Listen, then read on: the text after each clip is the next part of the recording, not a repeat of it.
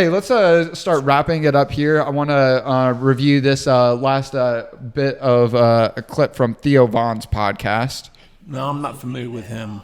He is one of the greatest comedians out there right now. He's a guy from Louisiana, very kind of country Southern folk. As you could tell, even his aesthetic screams, the stereotypical business in the front, party in the back. But it's actually interesting. He's 5 years older than J.D. Vance, which you look at him.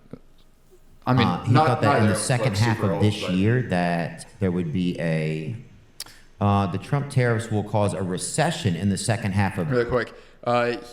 Theo also did one of the better interviews with Donald Trump ahead of the election, where Theo Vaughn just being, I don't want to call him like a party animal, like he's like some like wild character. I mean, according to like the modern sort of corporate life, that you and I would be familiar with how most people live their life, around here in Atlanta.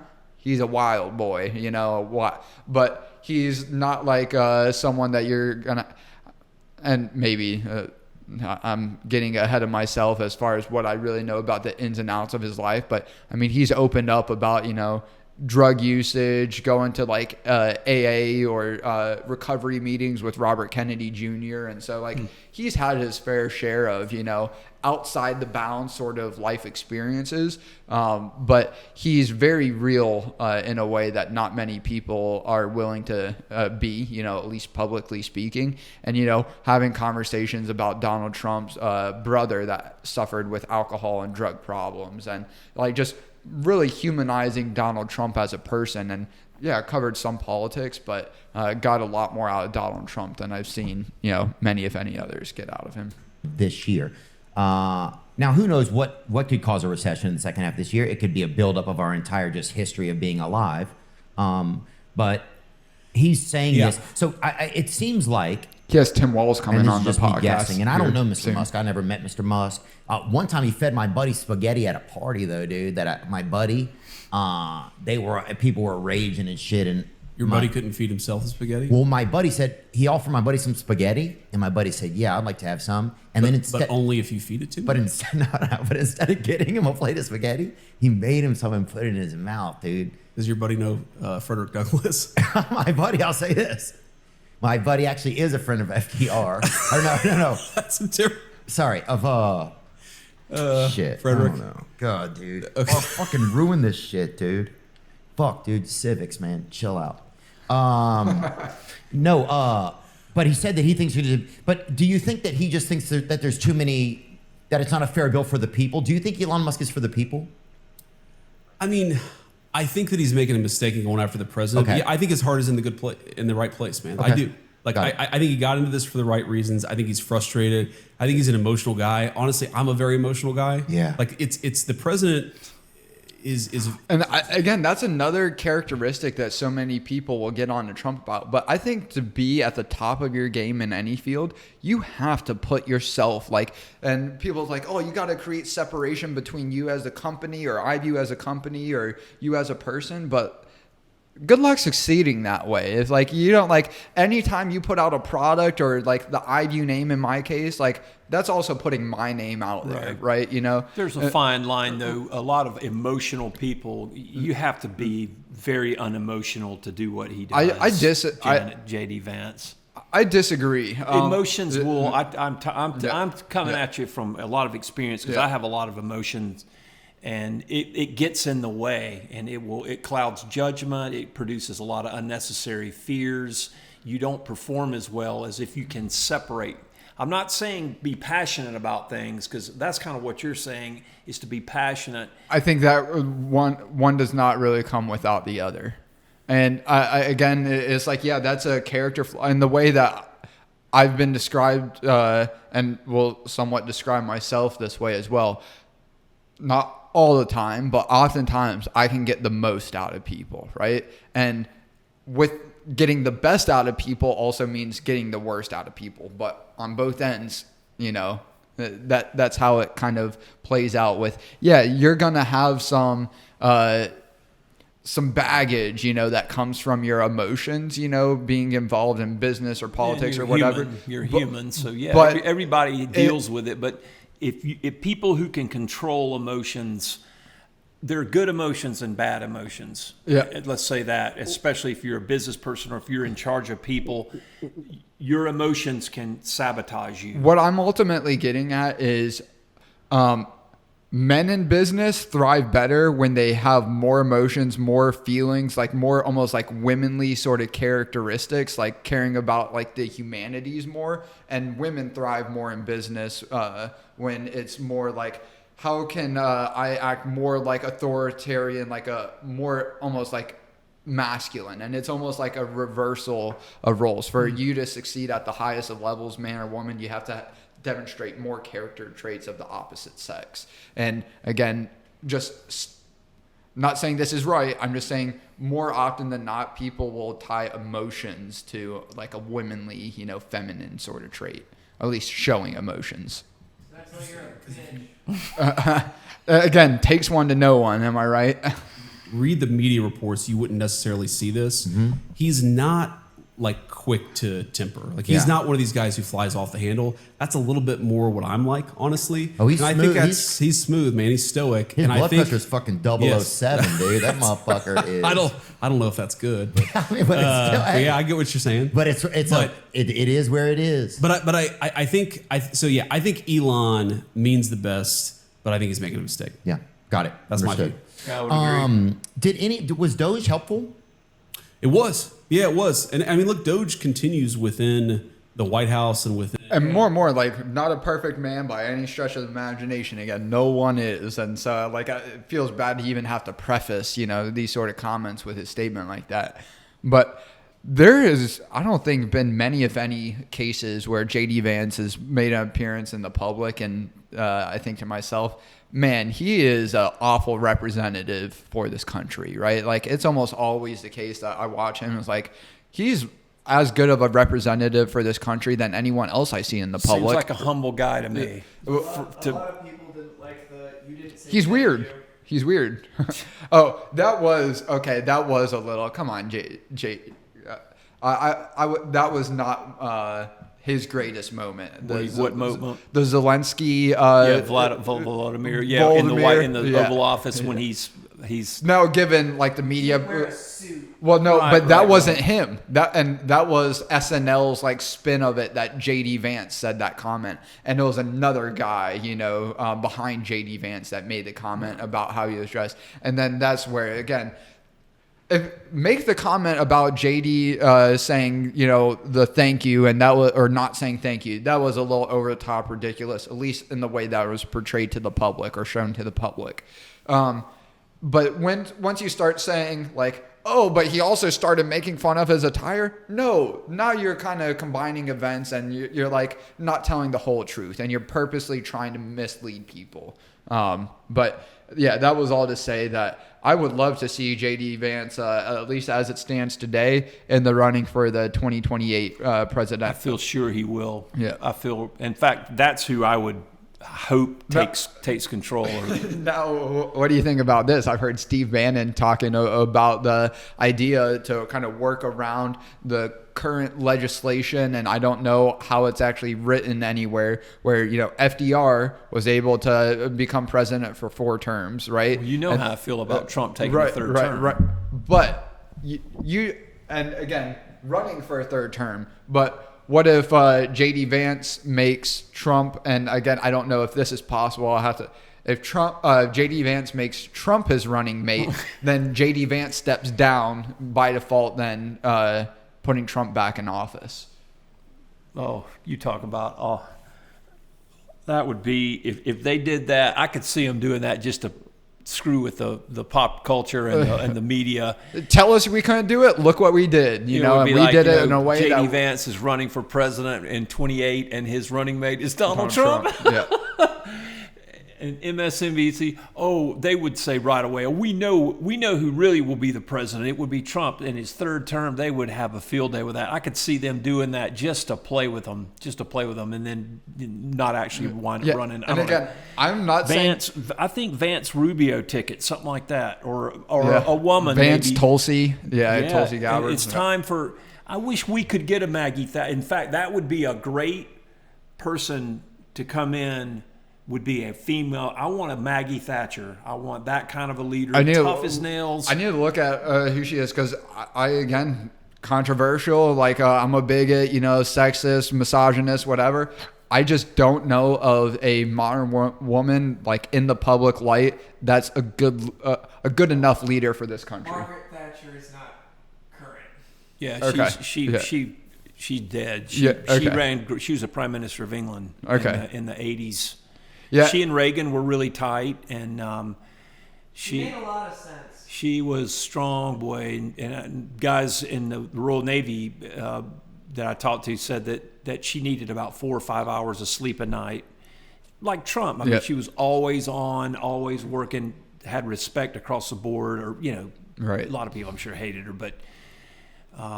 She was a go-getter. Yeah. When Argentina went into the Falkland Islands and decided they were going to take them, she's like, "Oh hell no!" And she deployed the Royal Navy down there, and they kicked their ass. I met the CO. He was actually the ship I was on. HMS Andromeda was the first British ship to pull into. I think it was Port Washington was the name of the port there in Argentina, or at the Falklands, and he was the commanding officer of that ship at the time. Sir James Weatherall was his name, and his wife, Lady Weatherall, came on board. They invited me to their house in London. I got to meet their daughters and have dinner. It was great. It was such a cool experience. One of the highlights, really, of my life, I guess, and definitely a highlight of my military life was seeing that world. Very different from what the aristocratic sort of the elite of British society, and Tony Radican, Sir Anthony Radican, now is in charge of all United Kingdom military. He's the equivalent of the chairman of the Joint Chiefs here. I don't know what his official title is, but when Charles was crowned, walking down the aisle ahead of Charles was Tony Radican, and he was the navigator on HMS Andromeda at the time, and everybody knew he was destined for greatness. You could tell.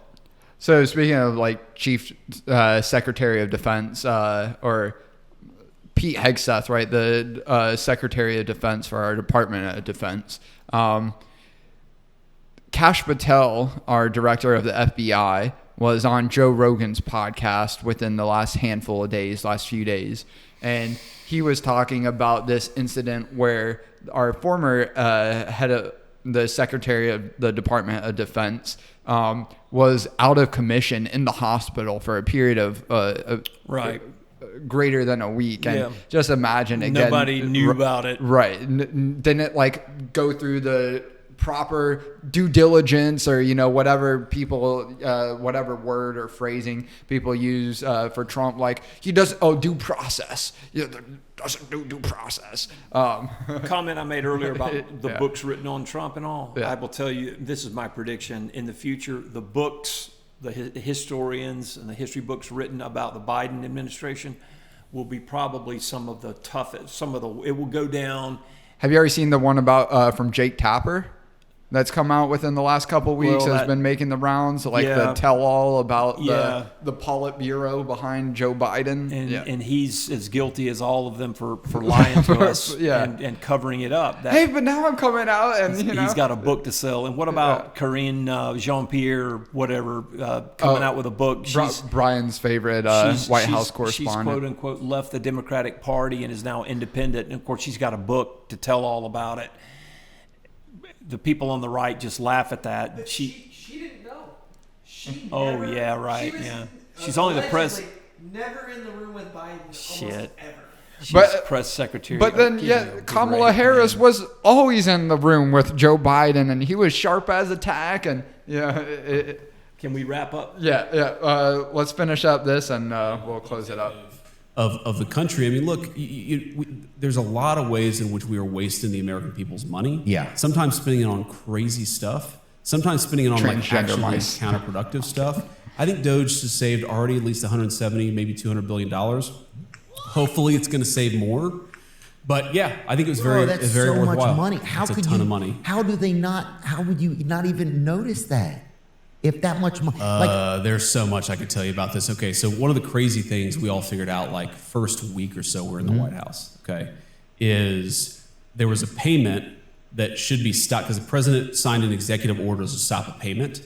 And this is like day one of the White House. We're like, okay, how do we stop this payment? Yeah. Because somebody's trying to make this payment. And nobody knew where like the computer was that actually wired the money from the U.S. taxpayer to this entity. God. So, dude, the amount of waste and the amount of just grift in the federal government was off the charts. It's And I think there's a lot of people that want to change this, but they don't even want to recognize it as a possibility. Like, hey, America's great to me. I have a great house, a great family, and it's like, wake the fuck up. We are not going to have a country like this in another few decades, maybe even sooner, if we don't really get on board with radical change in this country. And it's got to be, how do we turn this massive ship? Maybe not on a dime, because that's damn near impossible, but we need to get on board with doing it as quickly. I don't know if I agree with you that we're going to go bankrupt or we're going to go down because of the graft and corruption.